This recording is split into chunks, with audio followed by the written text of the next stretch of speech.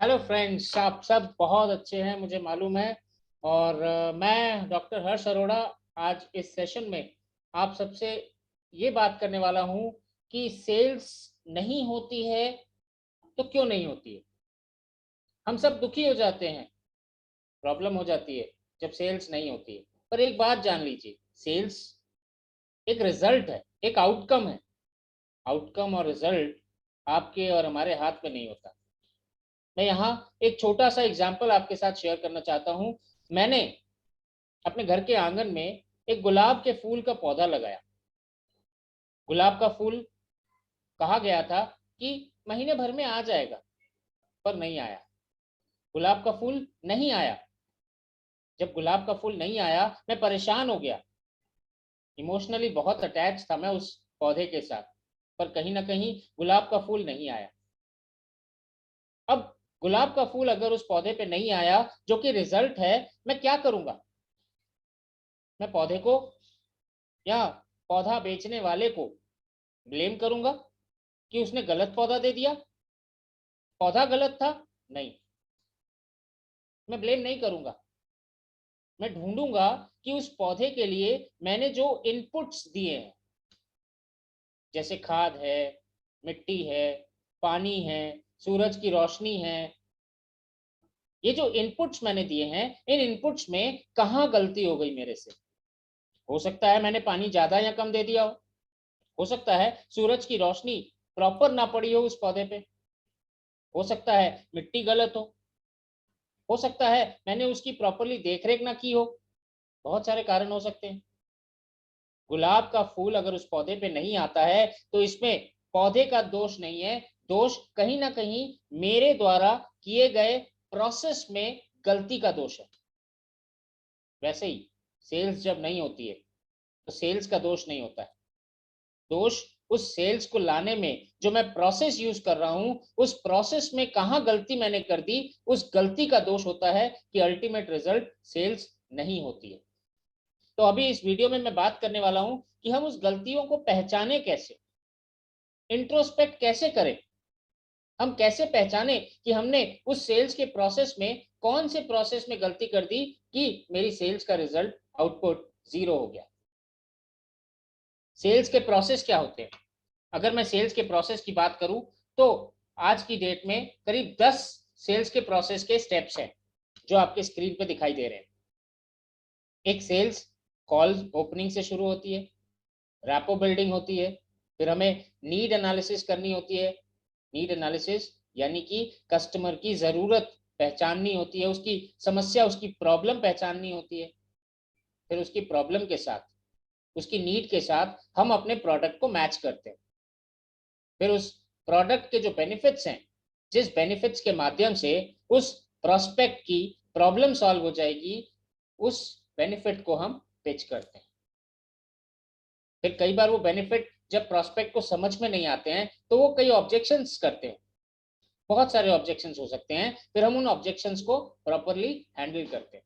और जब ऑब्जेक्शंस को हम प्रॉपरली हैंडल कर लेते हैं, तब जाके कहीं सेल्स का क्लोजर आता है। पर कहीं सेल्स का क्लोजर उस समय भी ना आए, तो हम अर्जेंसी क्रिएट करते हैं, रेफरेंस लेते हैं और कॉल क्लोज करते हैं। और अगर फिर भी सेल्स ना आए, तो हम फॉलो अप में चले जाते हैं। तो ये कुल मिला के 10 स्टेप्स हैं जिनके ऊपर बेस करके हमारी सेल्स होती है। पर यहाँ मुद्दा ये नहीं है कि सेल्स हुई, यहाँ मुद्दा ये है कि सेल्स नहीं हुई तो क्यों नहीं हुई। अगर सेल्स नहीं होती है, अगर रिजल्ट्स नहीं आते हैं, तो हमें पीछे जाके देखना होता है कि हमने गलती कहाँ कर दी। सेम मॉडल है एग्जाम्स के। एग्जाम्स में अगर मेरा रिजल्ट नहीं आया, तो हम आंसर स्क्रिप्ट में जाके देखते हैं हमने कौन से क्वेश्चन का आंसर गलत लिखा था। फिर उस क्वेश्चन के आंसर की दोबारा तैयारी करते हैं, और उसके बाद जब सही आंसर लिखते हैं, तो क्वेश्चन का आंसर सही होने से हमारा रिजल्ट भी अच्छा हो जाता है। सेल्स भी कुछ इसी तरीके का है कि जब सेल्स नहीं होती है, तो हमें आंसर स्क्रिप्ट यानी जो पीछे में हमने गलती की है, उस गलतियों में जाके ढूंढना होता है कि कहाँ किस जगह पे हमारी गलती हो गई। पर अब यहाँ एक और बड़ा चैलेंज आ जाता है कि ये 10 स्टेप्स है। आप पीछे जाओगे तो ये 10 स्टेप्स दोबारा तो नहीं मिलेंगे आपको उस कस्टमर के परस्पेक्टिव से। एक बहुत आसान उपाय ये है कि अगर आप इस सेल्स को कॉल पे कर रहे हो, फोन पे कर रहे हो, तो आप उस फोन कॉल को रिकॉर्डिंग कर सकते हो, बाद में आप उसमें पीछे जाके देख सकते हो कि गलती कहाँ हो गई। वैसे तो 2-4 कॉल अगर आपने रिकॉर्डिंग कर ली और जाके पीछे देख लिया गलतियां कहाँ हो रही हैं और उन गलतियों पे सुधार कर लिया, रिजल्ट आने लगेंगे, और जब रिजल्ट आने लगेंगे आपको कॉल रिकॉर्डिंग की जरूरत नहीं पड़ेगी। पर शुरुआती दिनों में जब आपके रिजल्ट नहीं आ रहे हैं तो कॉल रिकॉर्डिंग की जरूरत है। अब मैं इस 10 स्टेप्स को और छोटा करने की बात करता हूं कि आपको और सही तरीके से मालूम चल जाएगा कि आपकी गलती हुई कहां। पॉइंट नंबर 1, पॉइंट नंबर 2, ये 2 पॉइंट, कॉल ओपनिंग और रैपो बिल्डिंग। यहां मेजरली आपका इंटेंट, आपकी नीयत काम करती है। नीयत क्या होती है? नियत, अगर आप उस प्रोस्पेक्ट की मदद करना चाहते हैं तो वो नियत है। अगर आप अपनी सेल्स क्लोज करना चाहते हैं किसी भी तरीके से तो वो नियत है। अगर आप उस प्रोस्पेक्ट से ज्यादा प्रॉफिट कमाना चाहते हैं तो ये नियत है। नियत है जो जाने अनजाने उस प्रोस्पेक्ट के अंदर चली जाती है। मैं एक उदाहरण के तौर पे लेता हूं।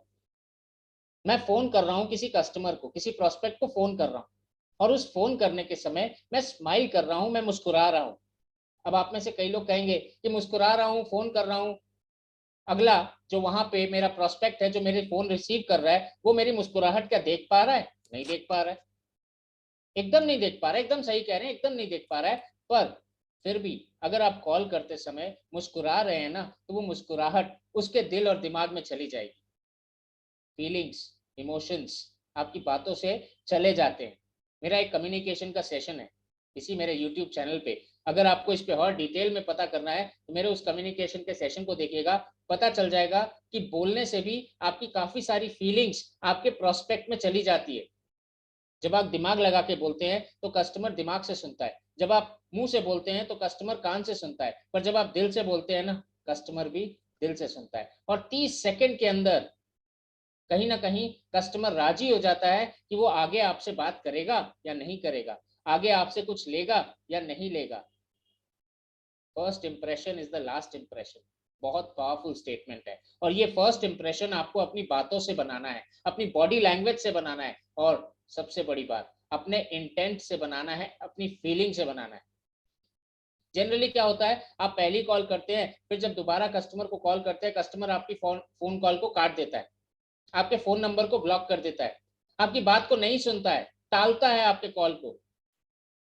समझ में आ जाना चाहिए आपको कि आपका इंटेंट कहीं ना कहीं गड़बड़ हो चुका है। इंटेंट को सही करिए। दूसरी चीज, पॉइंट नंबर 3, पॉइंट नंबर 4, 5, 6 और 7, 3 से लेके 7 तक आपको आपके कॉन्फिडेंस पे काम करना है।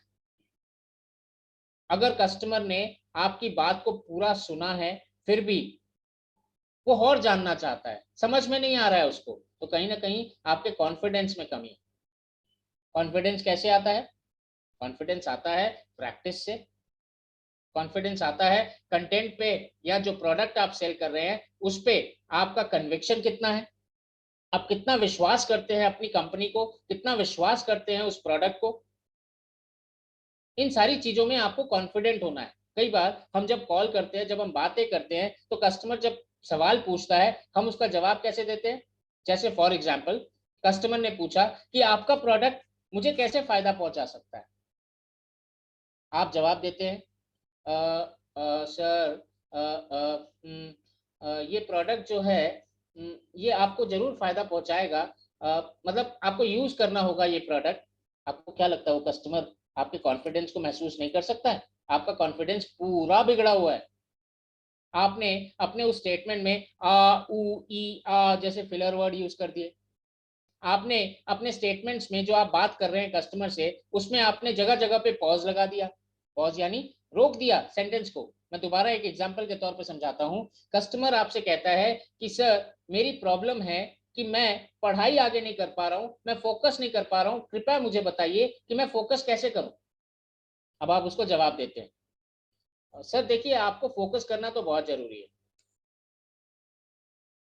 अब आप फोकस कैसे करेंगे यही आपका सवाल है, राइट सर? फोकस तो बहुत इंपॉर्टेंट है सर। ये 3 सेंटेंस मैंने बोल दिए, बीच में बड़ा बड़ा पॉज लगा दिया, और इस तीनों सेंटेंस में मैंने ये क्लियर कर दिया कि बॉस मेरे पास तेरे क्वेश्चन का आंसर नहीं है। कॉन्फिडेंस फिनिश्ड है मेरा। और ये फीलिंग उस कस्टमर पे, उस प्रोस्पेक्ट पे भी जाएगी और वो प्रोस्पेक्ट आपका कॉल लेना बंद कर देगा, आपको मना कर देगा कि नहीं मुझे नहीं लेना। आप जितनी भी मेहनत कर लो वो आपसे बात नहीं करेगा, क्योंकि उसको मालूम है मेरी जिससे बात हो रही है उसके पास खुद को कॉन्फिडेंट करने के लिए कुछ नहीं। कॉन्फिडेंस, तो आपको अपने कॉन्फिडेंस के लिए प्रैक्टिस करनी है। आपको अपने कॉन्फिडेंस के लिए अपने प्रोडक्ट पे, अपनी कंपनी में फेथ, विश्वास रखना है। और अब बारी आती है 8, 9 और 10 की। 8, 9 और 10, यानी अब आप असली में पेमेंट ले रहे हैं, पैसा ले रहे हैं। एक प्रोस्पेक्ट आपकी बात सुनता है, आपको टाइम देता है। इसके दो कारण हो सकते हैं, या तो वो आपको पसंद करता है, या तो आपकी बातों को पसंद कर रहा है। या तो वो आपको पसंद करता है या आपकी बातों को पसंद कर रहा है, इसलिए आपको समय दे रहा है, आपकी बातें सुन रहा है। पर खरीदेगा वो तभी जब आप पे विश्वास करेगा, ट्रस्ट करेगा। तो 8, 9, 10, ट्रस्ट में कहीं ना कहीं कोई गड़बड़ हो रही है, विश्वास में कहीं ना कहीं गड़बड़ हो रही है। वो ये विश्वास कर ही नहीं पा रहा है कि आप उसकी मदद कर सकते हैं। वो ये विश्वास कर ही नहीं पा रहा है कि वो पेमेंट जहां दे रहा है वो सही पेमेंट दे रहा है। वो विश्वास कर ही नहीं पा रहा है कि आप कहीं फ्रॉड तो नहीं कर रहे, कहीं आप गलत प्रोडक्ट तो नहीं दे रहे। वो विश्वास नहीं कर पा रहा है। विश्वास कैसे दिलाएंगे? आपके पास प्रमाण होने चाहिए, आपके पास प्रूफ होना चाहिए उसको विश्वास दिलाने का।